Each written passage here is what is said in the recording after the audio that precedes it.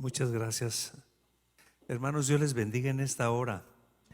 Les quiero pedir un favor a los músicos. ¿Me harán el favor de estar aquí al frente?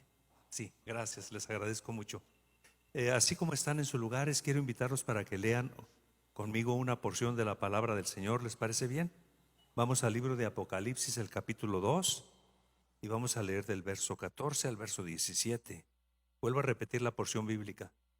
Apocalipsis, capítulo 2, versos 14 al 17. Esta es la porción de la palabra del Señor que nos ocupa en esta ocasión en cuanto al consejo que Dios tiene para nosotros en esta hora.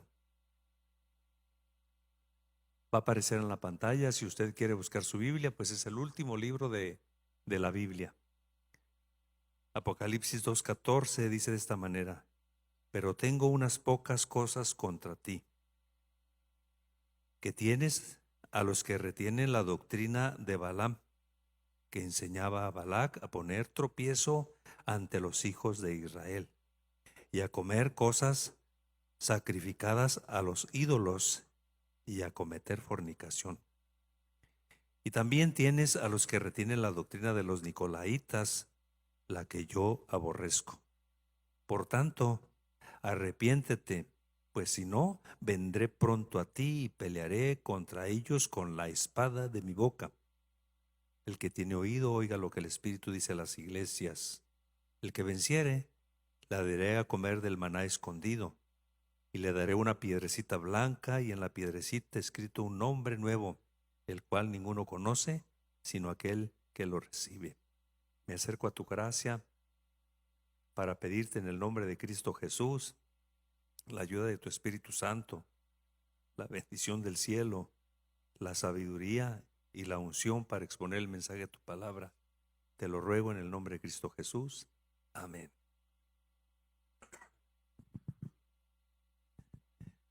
Hace algunos domingos empecé con la serie de las 7 iglesias. Y aunque son pocos versículos los que se dirigen a cada una de las 7 iglesias, el material es tan profundo y tan extenso que no es fácil a veces agotarlo en un solo sermón. Y espero que ustedes me tengan paciencia y que lo que vamos comentando traiga una orientación, traiga conocimiento sobre todas las cosas. Y junto con el conocimiento traiga una orientación espiritual para la vida de todos los que estamos aquí reunidos. La iglesia de Pérgamo. En Pérgamo mencioné en el sermón pasado que en Pérgamo existía una biblioteca de 200,000 pergaminos, porque antes no había libros encuadernados como los tenemos usted y yo ahora, eran pergaminos. Entonces esa biblioteca estaba compuesta por 200,000 pergaminos. Nada más la de Alejandría era más grande que la biblioteca que tenía Pérgamo. Posteriormente, con el tiempo, los libros que había en la biblioteca de Pérgamo pasaron a la de Alejandría. Tal vez de ahí viene la palabra Pérgamo, de pergamino. Y estamos abordando pues el mensaje que Cristo Jesús le pide a Juan que le escriba a la iglesia de Pérgamo. Hay 5 aspectos que Dios trata con esta iglesia. Número 1 está la presentación. Se presentó Cristo Jesús con esta iglesia y le dijo: yo soy el que tiene la espada aguda de 2 filos en su boca. Eso fue lo que le dijo, así se presentó. La evaluación. Le dijo: yo conozco tus obras. Lo que le está diciendo: yo conozco tu calidad como cristiano, conozco las fortalezas que tienes como cristiano. Le está diciendo en eso. Pero luego viene una censura. En la censura le dice también: conozco tus debilidades, pero tengo contra ti algunas pequeñas cosas, es lo que le dice. Hay algunas faltas que estás cometiendo y quiero puntualizártelas.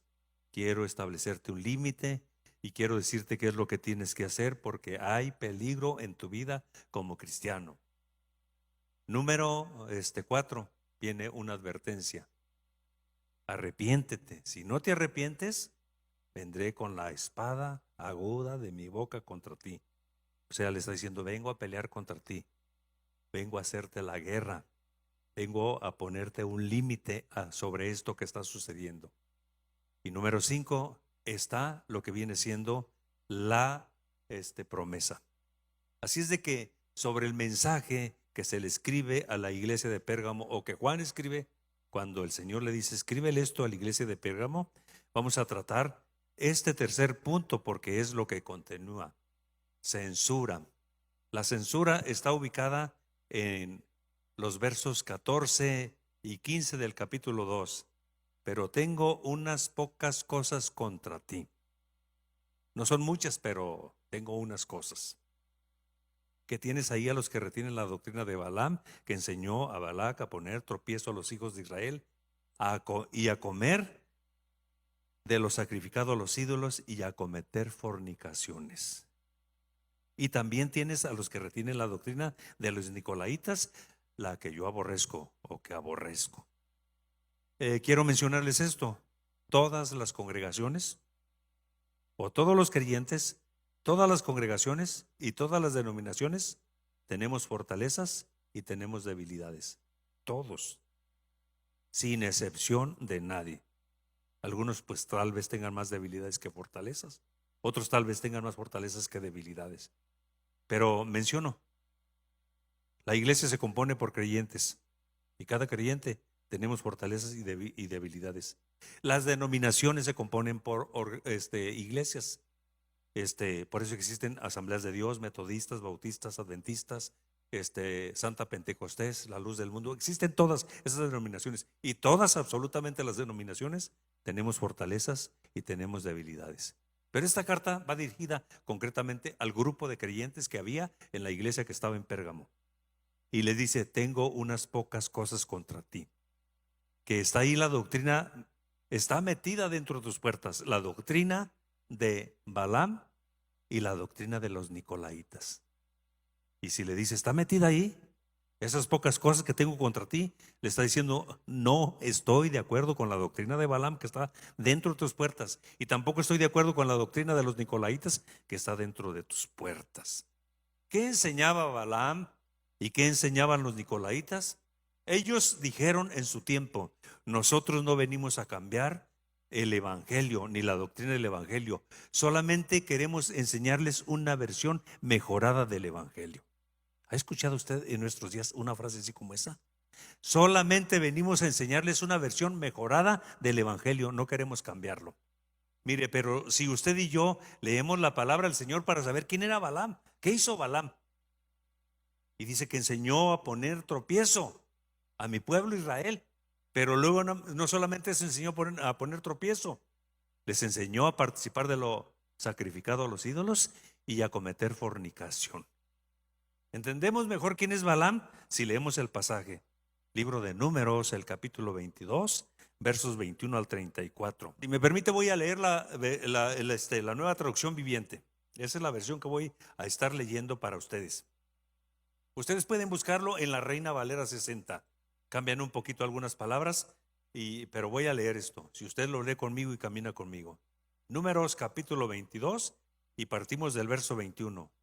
A la mañana siguiente Balaam se levantó, ensilló su burra y salió con los funcionarios moabitas. Pero Dios se enojó porque Balaam iba con ellos. O sea, no estoy de acuerdo que vayas allá. Estoy enojado, le dice Dios. ¿Dios tiene sentimientos? Le pregunto. Si me permite, aquí está describiendo de una forma un antropomorfismo. Antropos, hombre. Morfismo es forma. Está describiendo a Dios en la forma de hombre, porque Dios es espíritu, es invisible, es intangible. Pero Dios le dice en esta ocasión a Balaam, estoy enojado. Está describiendo de los sentimientos que hay en el corazón de un hombre, un antropomorfismo, para decirle, no estoy de acuerdo con lo que estás haciendo. Estoy enojado contigo, es lo que le dice en esta ocasión, en este mensaje. Así que envió el ángel del Señor a pararse en medio del campo para impedir el paso. Mientras Balaam y dos de sus siervos iban montando, a la burra de Balaam vio el ángel del Señor de pie en el camino, con una espada desenvainada en su mano. La burra se apartó del camino y se desbocó hacia el campo, pero Balaam le golpeó y la obligó a regresar en el camino. Mire, yo soy hijo de un campesino, y yo cuando era niño y cuando era adolescente monté burros y monté caballos, y alguna ocasión se me desbocó un caballo. Cuando un caballo se desboca, va corriendo con el ímpetu más fiero que usted conozca. Y dice que cuando la burra vio que se le atravesó el ángel de Jehová con una espada reluciente y se le paró enfrente, la burra agarró el llano y se desbocó. O sea que la burra se asustó, se impresionó y sale corriendo con todo. Ese animal se desbocó. Pero aquí nos dice pues que aquel le pega a la burra. Entonces el ángel del Señor se detuvo en un lugar donde el camino se hacía estrecho entre las dos paredes de los viñedos. Cuando la burra vio al ángel, esta es una segunda ocasión, cuando la burra vio al ángel del Señor, trató de pasar, pero le aplastó el pie de Balaam contra la pared. Así que Balaam la golpeó de nuevo. Entonces el ángel del Señor se le adelantó y se plantó en un lugar tan estrecho que la burra no podía pasar del todo. Esta vez, cuando la burra vio al ángel, se echó al suelo con Balaam encima. Entonces Balaam, furioso, volvió a golpear el animal con su vara. Así que el Señor le dio a la burra la capacidad de hablar. ¿Qué te he hecho para merecer que me golpees 3 veces? Le preguntó a Balaam. Me has dejado en ridículo, gritó Balaam. Si tuviera una espada, te mataría. Pero yo soy la misma burra que has montado toda tu vida, le contestó la burra. ¿Alguna vez te he hecho algo así? No, admitió Balaam. Entonces el Señor abrió los ojos de Balaam y vio al ángel del Señor de pie en el camino con una espada desenvainada en su mano. Y Balaam se inclinó y cayó postrado en tierra ante él. ¿Por qué le pegaste a tu burra 3 veces? Le preguntó el ángel del Señor. Mira, he venido a impedirte el paso, porque con terquedad te me opones. 3 veces la burra me vio y se apartó del camino. Si no, te aseguro que te habría matado a ti y habría dejado a la burra con vida. Les está diciendo, no estoy de acuerdo a dónde vas y a lo que vas. Entonces Balaam le confesó al ángel del Señor: he pecado. No comprendí que tú estabas parado en el camino para impedir el paso. Volveré a casa si tú te opones en mi viaje. Me permite hacerle una pregunta, porque aquí hay una deducción muy práctica. ¿Cambió la burra? ¿Dejó de ser burra porque Dios le permitió la capacidad de hablar? Y a lo mejor se hubiera cantado si se hubiera ofrecido, y con buena voz y cuadrada y entonada. ¿Cambió la burra? Siguió siendo toda la vida una burra. Una pregunta más: ¿cambió Balaam? Porque tuvo ese momento donde le habla a un animal y donde luego el ángel le dice que él es el que la hace que hable, y que él es la que hace que se aparte el camino, y que él es la que hace que le raspe el pie contra la pared, y que él es el que hizo que se echara la burra. He pecado, le dijo. Pues no cambió, porque luego en el Apocalipsis se vuelve a mencionar a Balaam. El hombre a veces es muy similar. Mire, el hombre tiene razonamiento y tiene una capacidad increíble y tiene voluntad. Los animales no, ni tienen razonamiento, ni tienen voluntad, ni tienen libre albedrío. Los animales solamente tienen instinto. Pero si se fija, a veces en algunas situaciones el hombre y el animal son muy similares. Ninguno de los dos cambió. Aun cuando hay un proceso del cielo, aun cuando hay revelaciones y manifestaciones del cielo poderosísimas, hay un ángel con una espada desenvainada que se le para enfrente a la burra. Curiosamente, la primera que ve al ángel es la burra, no es Balaam. Curiosamente, La primera que habla es la burra, no es Balaam. Pero ninguno de los dos estuvo dispuesto a cambiar. Y esto que sucedió allá en el Antiguo Testamento se transporta en el Nuevo Testamento. Esto que sucedió en aquella dispensación se transporta a este momento de la dispensación de la gracia. Pero tengo unas pocas cosas contra ti, que tienes y retienes la doctrina de Balaam, que enseña a Balac a poner tropiezo a los hijos de Israel, y los enseña a comer cosas sacrificadas a los ídolos, y los enseña también a cometer fornicación. Qué interesante es este pasaje. No estoy de acuerdo con eso. Hay que detener eso. Hay que evitarlo. Y esto es muy interesante. Tenemos que entrar a fondo a considerar la doctrina de Balaam y la doctrina de los nicolaítas. Salguero, hablando de Balaam, dice que en la liturgia judaica queda bien tipificado entonces que Balaam es un prototipo de inducir a las personas que están en su entorno o a sus contemporáneos a las cosas malas. La doctrina de Balaam dentro de la iglesia, y quedó como prototipo de inducir a todos los que están cerca de él a las cosas malas. Qué interesante es esto. Qué importante es esto. Siempre nosotros en todos los ámbitos donde nos desenvolvemos estamos rodeados de gentes limpias, de gentes sanas, de gente que tiene una capacidad increíble en su mente y tiene una capacidad increíble. Fíjese que a los que son muy agudos de mente y que son muy hábiles de lengua se les nombra los acróbatas del discurso o de la retórica. Y yo me sorprendo con esas personas. Esas personas tienen mucha energía, pero no siempre su energía o su postura está bien canalizada. Conozco a muchas personas que son muy competentes en muchas áreas, pero su energía y su postura no está bien canalizada.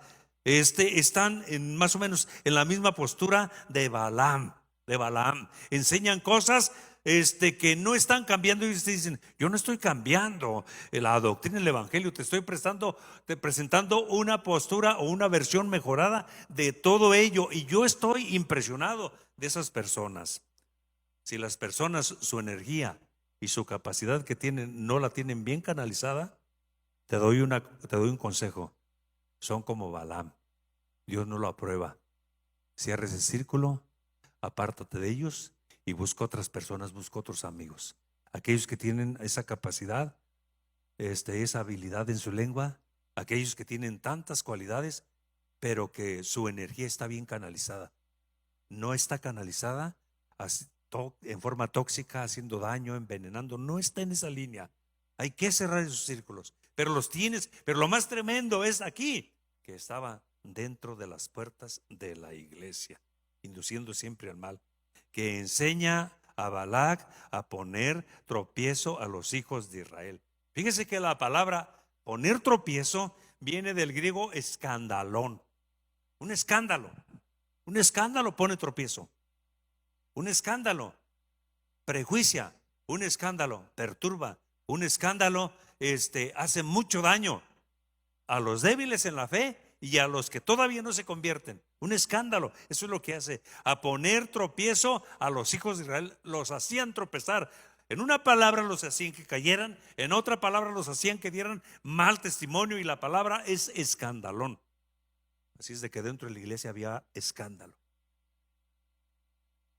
Y luego cuando vamos y les enseñan a comer de las cosas sacrificadas a los ídolos, aquí la palabra en griego viene siendo eidolotuta, no la tuta de aquella que hablaban de Michoacán, eidolotuta, que significa perversión dentro de la iglesia. La palabra fornicación, si me permite explicarla de esta manera, aquí entonces la palabra con fornicación comprende el aspecto espiritual, puesto que para los hijos de Dios la idolatría siempre es prostituirse con dioses extraños. El único Dios verdadero se llama Jehová de los ejércitos, ese es su nombre.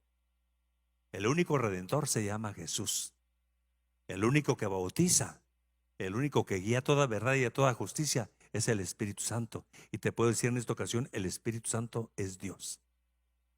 Y en esa declaración entonces se refiere a la fornicación espiritual, que es prostituirse con otros dioses o con dioses extraños. También puede estar tipificada la fornicación física, pero más que eso se refiere a la mala doctrina y a otros dioses metidos dentro de la iglesia. El mundo se metió dentro de la iglesia. Pero hay pasajes muy claros sobre este aspecto, a comer cosas sacrificadas a los ídolos. Cuando la iglesia primitiva creció y se convirtió en miles, y si me permite decirlo, hoy una de las palabras que se acuña para las iglesias grandes, o se acuñó para las iglesias grandes, es mega iglesias. Las mega iglesias son muy grandes y están egocentradas en el ministerio o en la capacidad de ministerio o en la capacidad intelectual y la capacidad o la habilidad de lengua que tiene algunos de los líderes o algunos de sus predicadores, y son mega iglesias. Hablamos de miles. Pues la iglesia primitiva era una mega iglesia, y cuando creció en ese aspecto, pues menos pequeña una iglesia o una congregación, los problemas son más pequeños. Más grande, los problemas o las crisis son más grandes. Se vino un problema muy serio sobre la ayuda social, las viudas y los huérfanos que había en esa iglesia. Un problema sumamente delicado y serio. La iglesia, si me permite, estuvo a punto de haber una ruptura, de dividirse. Pero los apóstoles fueron muy sabios. Los dirigió Dios, los dirigió el Espíritu Santo. Y dijeron, no está bien que nosotros dejemos la palabra y la oración. Nuestro ministerio consiste en la palabra y la oración para servir a las viudas y a los huérfanos. Vamos tomando a gente capacitada para eso, y la nombraron. Y la palabra del Señor nos enseña que en la iglesia surgió ese problema tan serio, tan fuerte, también, que querían que los cristianos, los varones particularmente, para que la obra de la salvación estuviera completa, querían poner una práctica de los judíos, usos y costumbres de los judíos, lo que Dios le había dicho a Abraham: todo varón debe ser circuncidado. Y Pedro se puso en ese planteamiento. Dice, para que la salvación esté completa, hay que circuncidar a los varones. Pedro no quería quedar mal con los judaizantes. Hay que circuncidarlos para que la salvación esté completa. Pero ¿dónde decía eso la palabra? En ningún lugar. Era el razonamiento de Pedro, era la conjetura de Pedro, era una doctrina que Pedro quería implantar, y fue necesario convocar a una reunión de negocios, se le nombra concilio, donde se discutió ese tema. Pero junto con todas las discusiones, porque es imposible que en el liderazgo de la iglesia y en el liderazgo de una denominación todos creamos lo mismo y pensemos lo mismo. Imposible que se piense lo mismo. Pablo no estaba de acuerdo en la circuncisión. Decía, no es necesaria. La salvación es por gracia, porque por gracia sois salvos por medio de la fe, y esto no es de vosotros, pues esto es un regalo de Dios. Así lo veía Pablo. Ahora bien, se hace ese concilio y empieza la discusión entre ellos, pero finalmente llegan a una conclusión: ha parecido bien a nosotros y al Espíritu Santo no imponerle ninguna carga más a los creyentes, más que se abstengan de lo sacrificado a los ídolos, de sangre, de ahogado y de fornicación. 4 cosas. El Espíritu Santo les dio a eso. Fíjese lo que dice la palabra de Dios en el libro de los Hechos: ha parecido bien al Espíritu Santo y a nosotros. Pues aquí en esta ocasión, los que sostenían la doctrina de Balaam meten algo contrario. Dice, no hay problema si participas de lo sacrificado a los ídolos. No hay problema si te prostituyes con otros dioses. Puedes seguir creyendo en Jehová y puedes seguir creyendo en otros dioses. No hay problema, porque la palabra fornicación está hablando de prostitución espiritual. De eso es de lo que está hablando. Tengo unas pocas cosas en las que no estoy de acuerdo. No estoy de acuerdo con esa debilidad y con ese descuido que has tenido. Es lo que le dice a la iglesia de Pérgamo, que la doctrina de Balaam está dentro de tus puertas. El enemigo no está afuera, el enemigo se metió dentro de tus puertas. No estoy de acuerdo y no es correcto. Y luego lo lleva hasta esa palabra que estaré desarrollando. Arrepiéntete, porque si no lo haces, voy a venir hacia ti con la espada de mi boca. O sea, le está diciendo, te voy a hacer la guerra.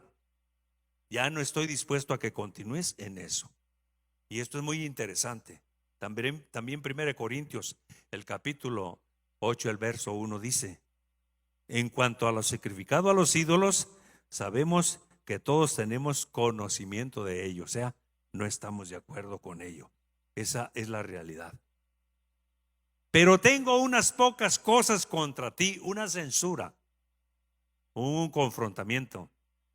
Llegó el momento, te voy a poner un límite.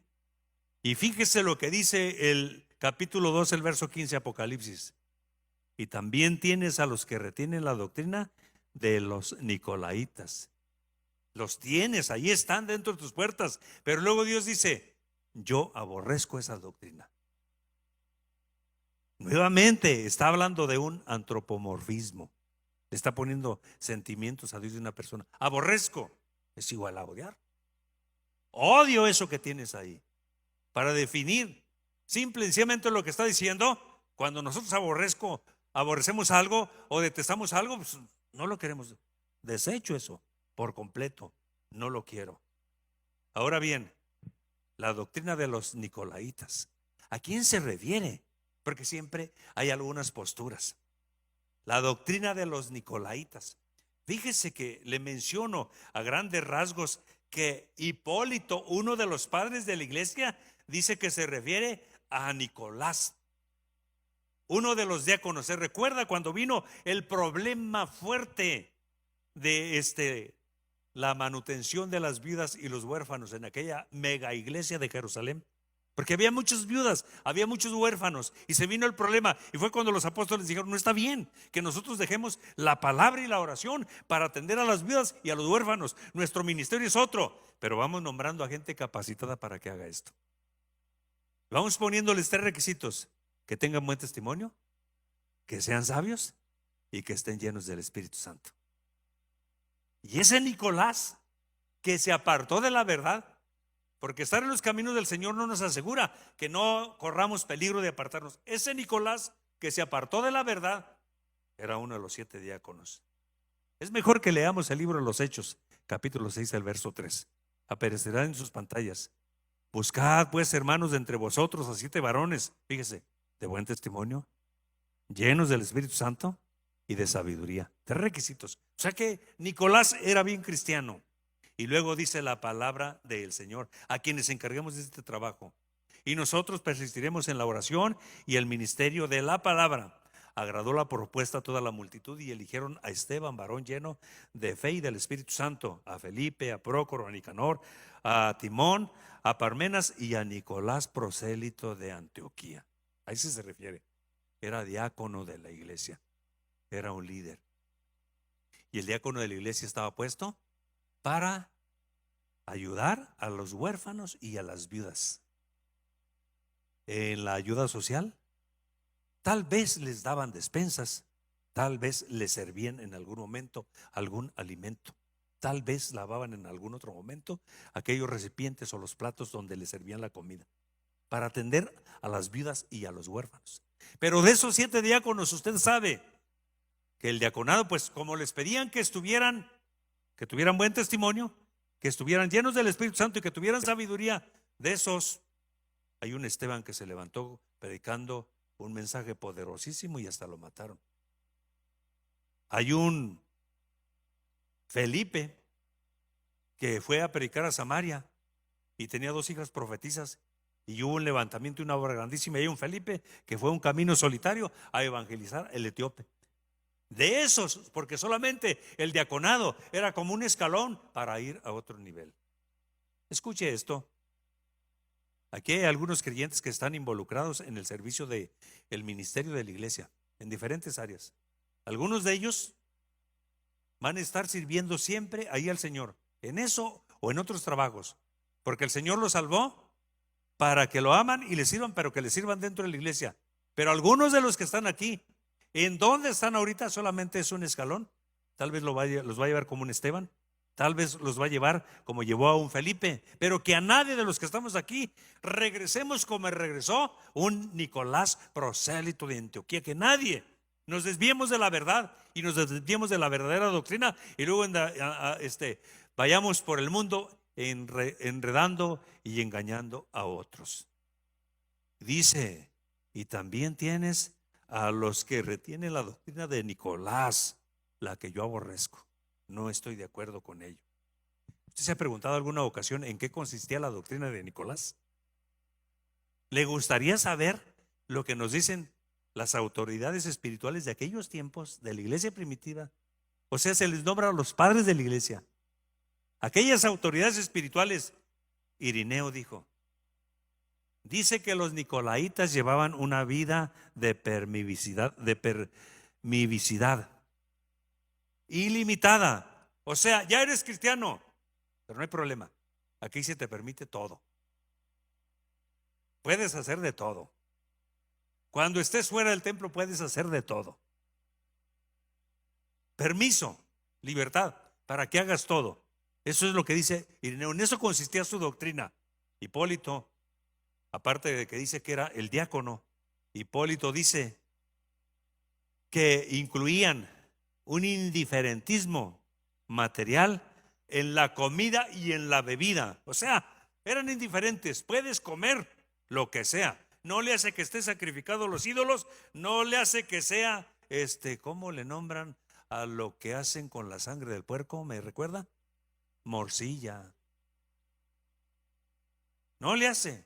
Porque dice, te prohíbo, dice, agradó al Espíritu Santo y a nosotros que no comiésemos lo sacrificado a los ídolos y la sangre.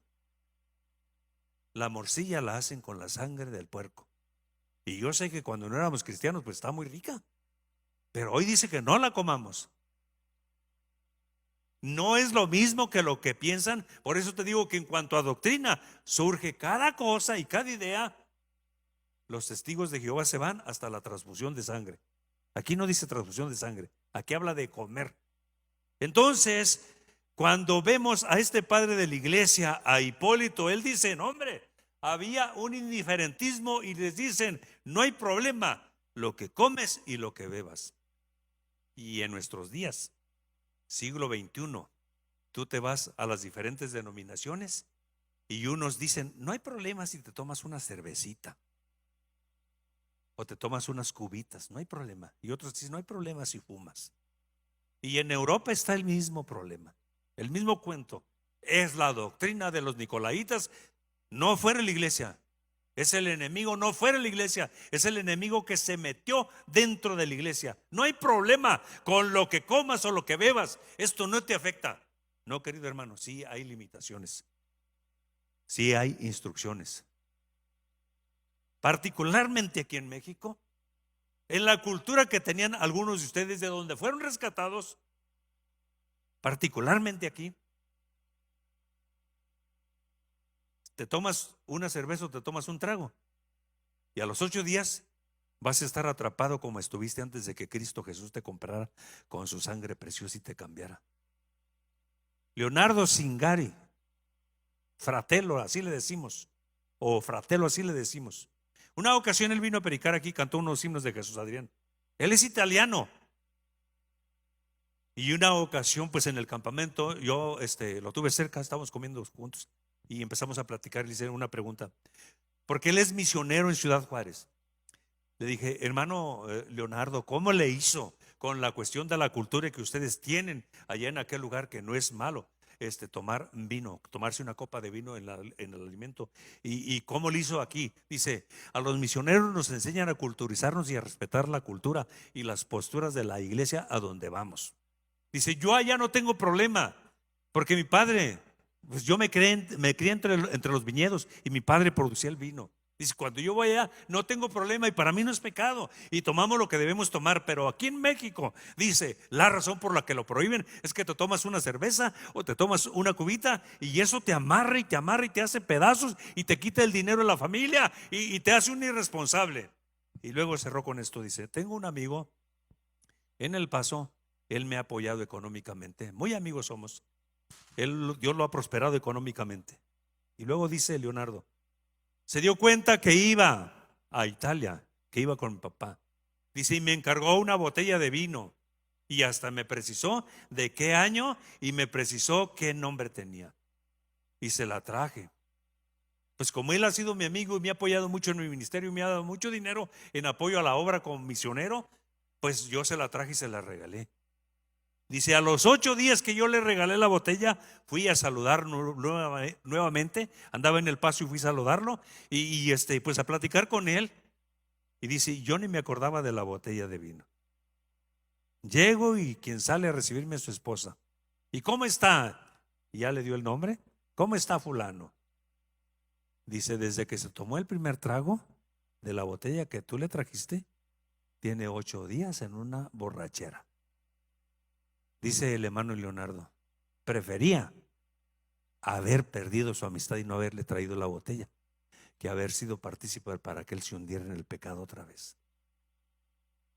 Y ellos aquí en esta cuestión, pues Hipólito dice, no hombre, no tenían medida, se metió fuertemente. Puedes comer y puedes tomar lo que sea, no hay problema. No, espérate, aborrezco esa postura, dijo el Señor.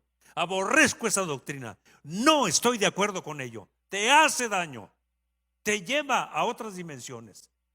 Y qué interesante, siempre está en discusión. Uno si el tabaco es malo o no es malo, otros si el vino es malo o no es malo. Incluso los mormones no toman coca y no toman café, pero sí toman vino, para que vea todas las diferencias. Pero aquí en esta ocasión, en cuanto a la comida y bebida, Pablo dijo, comer carne, porque en aquel tiempo era muy común que se ofreciera. Las carnicerías se dice que pasaban y se ofrecían a los ídolos y luego la llevaban a la carnicería. Pablo dijo, no preguntes, comer carne no es pecado, pero si le es tropiezo para los débiles, voy a dejar de hacerlo, dijo Pablo. Entonces, esto es muy interesante. Clemente de Alejandría dice que se abandonaban al placer como cobras, llevados por una vida de autoindulgencia. La Constitución Apostólica sobre la doctrina de los Nicolaitas describe a los Nicolaitas como desvergonzados e impuros. La carta a Pérgamo nos dice que inducían a las personas a comer carne sacrificada a los ídolos y a las prácticas inmorales. Hago esta apreciación. Los Nicolaitas arguían que el cuerpo de todas maneras, de cualquier manera es malo. Esto es malo, es pecador. Así lo decían ellos. De cualquier manera, tu cuerpo es malo, tu cuerpo es pecador. Y que no tiene importancia lo que hagas con él. Arguían que el cristianismo estaba tan protegido por la dispensación de la gracia o por la gracia del cielo, que puedes hacer lo que quieras y no puedes sufrir daño. ¿Me permite hacer una evaluación? No tenían una correcta evaluación de juicio entre el uso del libre albedrío y la bondad de la gracia. Eso decían ellos. Pero cuando Dios le dice a Juan, escribe esto, aborrezco las prácticas de la doctrina de los Nicolaitas. No estoy de acuerdo, no las apruebo. Eso fue lo que les mencioné en estos momentos. El cristiano, o en todos los tiempos, escuche bien esto, independientemente si son europeos, si son anglosajones, si somos mexicanos, si somos adventistas, si somos bautistas, si somos mormones, independientemente si hablamos de un cristiano, en otras palabras, mejor dicho, de un hijo de Dios, si estamos hablando de ello, independientemente tenemos que entender que la práctica de la doctrina de Balaam no va con el cristiano. La práctica de la doctrina de los Nicolaitas no va con el cristiano. Los agazapados, los heréticos no deben ser aceptados por el cristiano. Tenemos que entender que como cristianos hemos empezado nosotros en un contacto y una relación con Dios, donde Dios nos regaló el perdón de los pecados, donde Dios nos otorgó la gracia, y en la gracia y en la salvación Dios nos redimió, nos justificó y nos santificó, y nuestros nombres están inscritos en el libro de la vida. Le vuelvo a mencionar, en el regalo de la salvación que Dios nos dio, Dios nos regeneró, nos santificó y nos justificó, nos declaró absueltos. La palabra cristiano o la palabra de un hijo de Dios se define con la palabra santo. Alguien que es santo viene del griego agios. Y esa palabra simple y sencillamente significa diferente y apartado. Y eso es lo que somos. Somos diferentes y estamos apartados para Dios. Así es de que estamos aquí en estos momentos, por todo lo que vamos a estar escuchando hoy, en nuestros días. Si en aquel tiempo se vivía la doctrina, no estoy, dice Dios, le dice a la iglesia de Pérgamo, yo no estoy de acuerdo con la doctrina de Balaam que está dentro de las puertas de la iglesia de Pérgamo, y la doctrina de los nicolaitas, esa vida de permisividad, de permiso, de esa vida de que puedes hacer lo que sea, no hay problema, que al cabo de todas maneras el cuerpo es malo. Dice, yo no estoy de acuerdo. Hoy se maneja una palabra muy fuerte entre nosotros: posmodernismo y relativismo. Algún creyente de alguna otra denominación te va a decir, bueno, pues tú tienes tu verdad, tú tienes la forma de interpretar la Biblia, yo tengo otra. A eso se le nombra relativismo. De ninguna manera debemos permitir que la doctrina sea contagiada, sea contaminada. De ninguna manera debemos permitir que los principios espirituales y los valores morales fundamentados en la palabra de Dios sean corrompidos por nada. Tenemos que entender que el cristianismo o el ser hijos de Dios parte de una sola premisa: santos. Sed santo como yo soy santo. Y simple y sencillamente esa palabra significa apartado, diferente. Tú eres diferente. Nosotros hacemos la diferencia. Eso es lo que significa. Somos hijos de Dios, nosotros somos diferentes que los demás. Somos hijos de Dios, estamos apartados. Y eso lo hizo Dios. No es porque aquí la iglesia te lo prohíbe, es un trato que tenemos con el Señor. Sea bendito el nombre de Cristo Jesús para siempre. Estamos tratando el mensaje que Dios le dirige a la iglesia de Pérgamo. Número 4, advertencia. Viene aquí una advertencia. 2:16 de Apocalipsis. Por tanto, arrepiéntete, pues si no, vendré a ti pronto y pelearé contra ellos con la espada de mi boca. La palabra, por tanto, arrepiéntete, viene del griego metanoesón, que significa, esto es urgente, esto es importante. La palabra arrepentimiento tiene que ver con el trato de Dios con el cristiano o con el hombre. En una palabra, el trabajo del arrepentimiento empezó primero en la mente de Dios y luego viene aquí a la mente. ¿Te fijas? Todo lo que les argumenta a los nicolaitas, a la iglesia de Pérgamo, no estoy de acuerdo con esto y con esto por estas razones. Entonces, cuando Dios les dice no estoy de acuerdo, aborrezco, Dios lleva a los a los de la iglesia de Pérgamo a razonar, a pensar.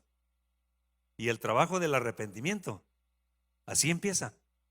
Dios empieza a trabajar con su palabra, con sus argumentos, con el Espíritu Santo, y te ayuda a razonar aquí.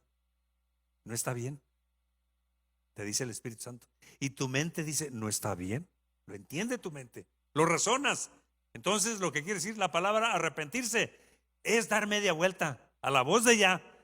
No le agrada a Dios esto, me está diciendo que no le agrada, que no lo acepta, que se incomoda, que se molesta, que se enoja por ello. Entonces si a Dios no le agrada y me está diciendo que me arrepiente, porque si no va a venir con la espada de su boca, me va a hacer la guerra, voy a tener problemas con Dios porque ya llegó al tope de lo que es la gracia de Dios y me está llamando al quebrantamiento, al arrepentimiento, porque no quiere que me vaya mal en la vida. Y aquí estamos por eso, porque Dios nos ha hablado, porque Dios ha aplicado su misericordia y ha aplicado su gracia.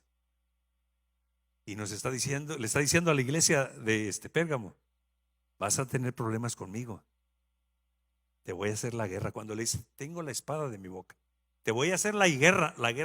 Va a haber problemas si no te arrepientes, si no cambias esa postura.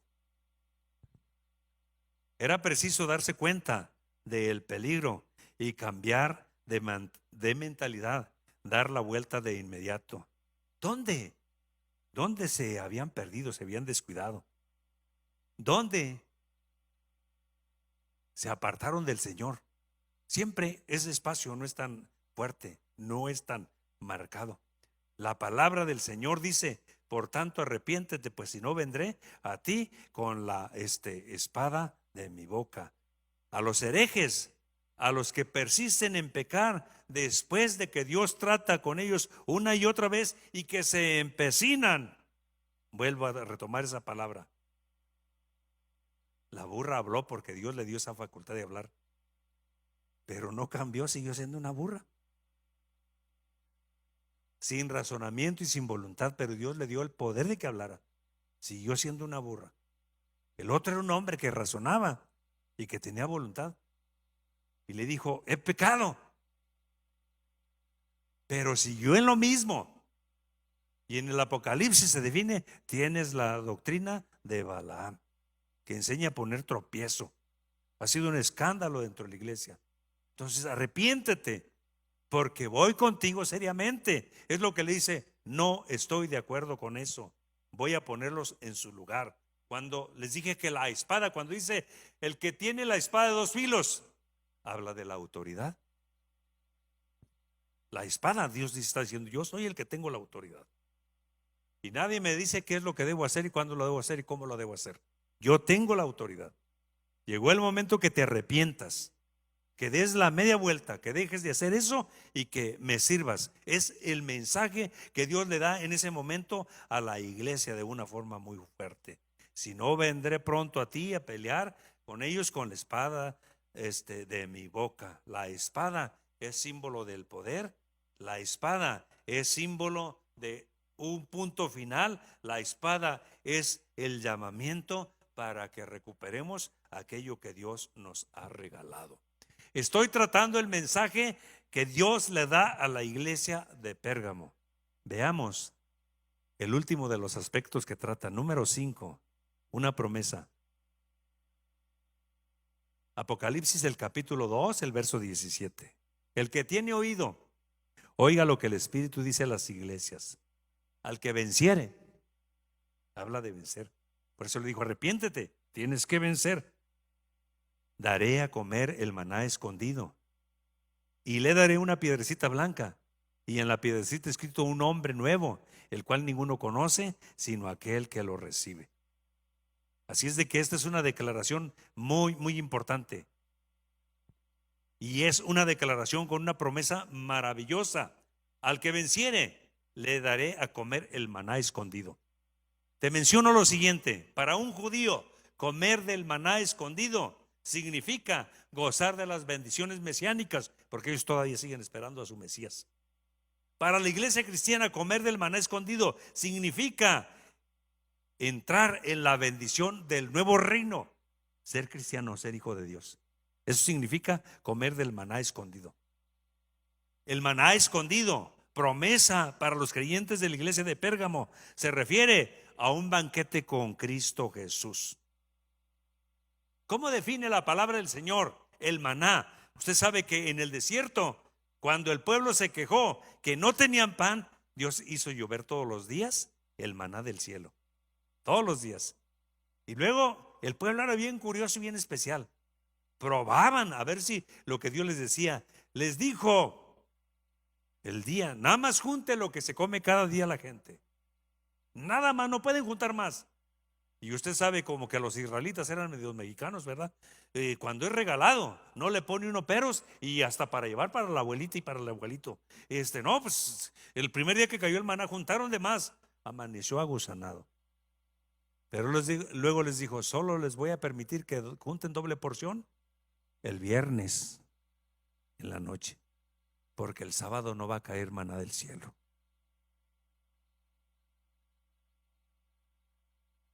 40 años los alimentó. Tal vez por eso el Salmo 78 va a aparecer ahí en sus pantallas, verso 24. Salmo 78, 24 y 25 define el maná del cielo. E hizo llover sobre ellos maná para que comiesen, y les dio trigo del cielo. Vea qué especial. Luego el verso 25: pan de nobles comió el hombre, le envió comida hasta saciarles. No les faltó nada absolutamente. Eso es lo que habla del maná. No te voy a dejar, te voy a sustentar. ¿Me permite hacerle una pregunta? Es importante que en medio de la pandemia y que muchos quebraron y que otros se vieron en situaciones muy difíciles, aquí estamos. ¿A cuánto les ha faltado el almuerzo, la comida y la cena ahora en tiempos de la pandemia? Levante la mano si a alguien le ha faltado almuerzo, comida y cena. ¿A cuánto nos ha dado todos estos días de la pandemia Dios el almuerzo, comida y cena? Levantemos la mano. No nos ha faltado. Y ha habido crisis, hay crisis. No nos ha faltado, no nos ha dejado. Como iglesia nos organizamos y dimos algunas despensas. Dios no nos ha dejado. Ese es el Dios a quien servimos. Sea bendito el nombre de Cristo Jesús. Y usted tal vez conoce a alguien que lo despidieron de su trabajo. A usted no lo despidieron. Sigue con las mismas prestaciones y sigue recibiendo ese sueldo. Sea bendecido el nombre del Señor. Y le daré una piedrecita blanca. Fíjese que era muy común, y les está hablando de la piedrecita blanca porque había una leyenda rabínica que se dice que junto con el maná caían piedrecitas blancas, pero es una leyenda rabínica, así como las leyendas urbanas. Y le hicieron leyenda los rabinos del pueblo judío. Pero lo que sí, en esa cultura del pueblo judío, de los romanos, de los grecorromanos, en los juicios se utilizaban a los jueces, les daban una piedrecita blanca y una negra. Entonces cuando emitían el juicio, el juez, si creía que estaba condenado, ponía una piedrecita negra. Si creía que estaba absuelto, una piedrecita blanca. Entonces el mensaje va por ahí. Pero en las competencias para los atletas de aquel tiempo, de Pérgamo, de Éfeso, de Sardis, porque en todos esos lugares había competencias o se reunían en X punto para competir. Para los que competían en una tercera o en una piedrita blanca, les escribían algunas letras como SP, Spectactus. Significa un hombre cuyo valor está demostrado sin lugar a duda, es el mejor de los atletas. Y cuando está diciendo, te voy a dar una piedrecita blanca, y en la piedrecita blanca un hombre exclusivo para ti y nadie lo conoce. Fíjese lo que decía ya en los Juegos Olímpicos: SP, Spectactus, hombre cuyo valor está demostrado sin duda. La piedrecita blanca, el nombre que se va a poner y que solo tú y yo lo vamos a conocer, cada quien va a conocer su nombre, está significado creyente, demostrado o aprobado bajo cualquier circunstancia, que estaremos en la presencia del Señor de una forma gloriosa y maravillosa. Aparte, a los que se les daba, podían estar en cualquier espectáculo gratuitamente. A los gladiadores, a los atletas, cuando se les ponía en esa piedrecita blanca esas letras, podían estar en cualquier espectáculo gratuitamente. ¿Sabías que vamos a entrar al cielo gratuitamente? Qué importante declaración la que dijo nuestro Señor Jesucristo. No se turben, no tengan miedo. En la casa de papá, dice, hay muchas moradas. Si así no fuera, yo se los hubiera dicho: voy pues a preparar lugar para vosotros, para que donde yo estoy, vosotros también estéis. Fíjese lo que dice: para que donde yo estoy, vosotros también estéis. Gratuitamente vamos a ir al cielo. La palabra morada significa tienda, significa tabernáculo, significa casa. En la casa de papá hay muchas casas, muchas construcciones. Si así no fuera, se los hubiera dicho: voy a prepararlas. Pero hay muchas, para que donde yo estoy, vosotros también estéis. ¿Se recuerda esas palabras? SP, hombre bajo prueba y que podía asistir a cualquier evento gratuitamente. No nos va a costar. ¿A quién de los que estamos aquí no le cobran la luz? ¿No nos cobran el agua? Si tenemos casa propia, el predial, si estamos rentando cada mes, hay que pagar la renta. Allá no nos van a cobrar ni luz, ni agua, ni predial. Gratuitamente vamos a ir. ¿Cómo no adorar al Señor? ¿Cómo no glorificar? Le daré una piedrecita blanca, y en la piedrecita blanca un nombre nuevo. Fíjese que la palabra nuevo viene de dos términos griegos. El primero, neos, quiere decir nuevo en cuanto al tiempo. Nuevo, aunque ya hay otras cosas igual. Yo puedo ir a la tienda y encontrar otra corbata. Esta ya está usada, me la he puesto muchas veces. Pero puedo encontrar otra corbata exactamente igual que esta. Y ustedes no se van a dar cuenta que traigo una corbata nueva. Nueva en cuanto al tiempo, es nueva, pero es igual que la otra, entonces ustedes no van a notar la diferencia.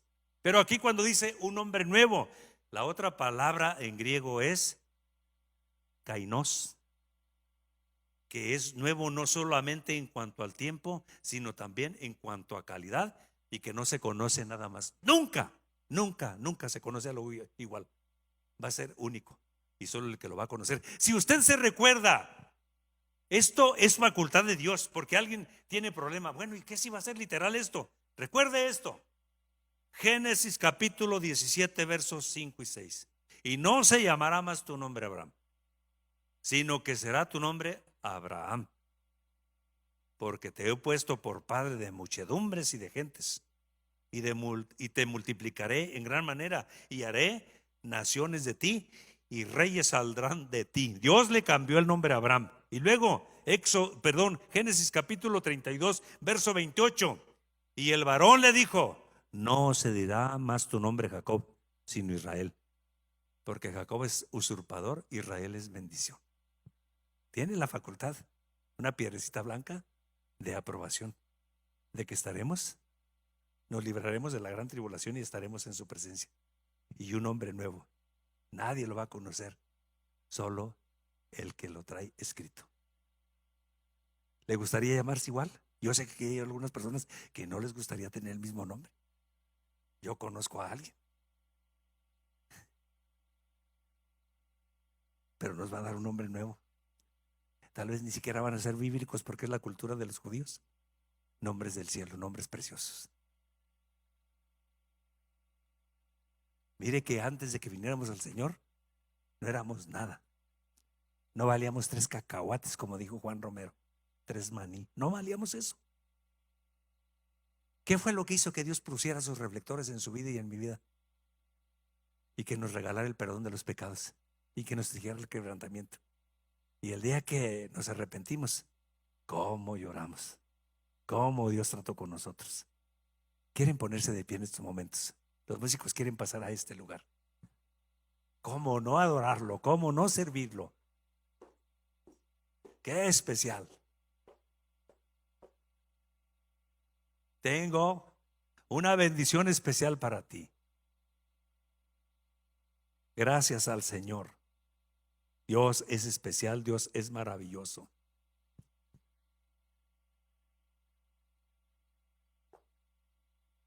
Ha llegado el momento, te menciono, que Dios nos ama tan inmensamente, y que si nos ha hablado, Dios nos dice en esta ocasión: no te quedes como se quedó la burra siendo un animalito. No sigas como siguió Balaam, que aunque dijo perdóname, siguió siendo igual, y en el Apocalipsis lo vemos que se perdió y contaminó, hizo que se perdieran otros. Dios nos está diciendo: guárdate, cierra círculos con las personas que te pueden contaminar. Aunque son muy inteligentes, son muy competentes, son muy capaces, están pesados, pero su energía, su capacidad, su conocimiento está mal enfocado, porque eso es lo que significa Balaam, la doctrina de Balaam y de los nicolaitas: alguien que contagia, alguien que contamina. Y Dios dice: yo no estoy de acuerdo con ello y lo aborrezco. Entonces, si Dios aborrece eso, hay que ir cerrando círculos. Lo importante es que tú y yo estamos aquí, y la garantía más grande que tenemos es que tú y yo somos hijos de Dios, que somos salvos. Y sabes que eso le da mucho coraje al diablo, pero le da más coraje que tu nombre y mi nombre están inscritos en el libro de la vida. Bendito el nombre de Cristo Jesús. El grupo nos ministra con esta alabanza y después hacemos oración.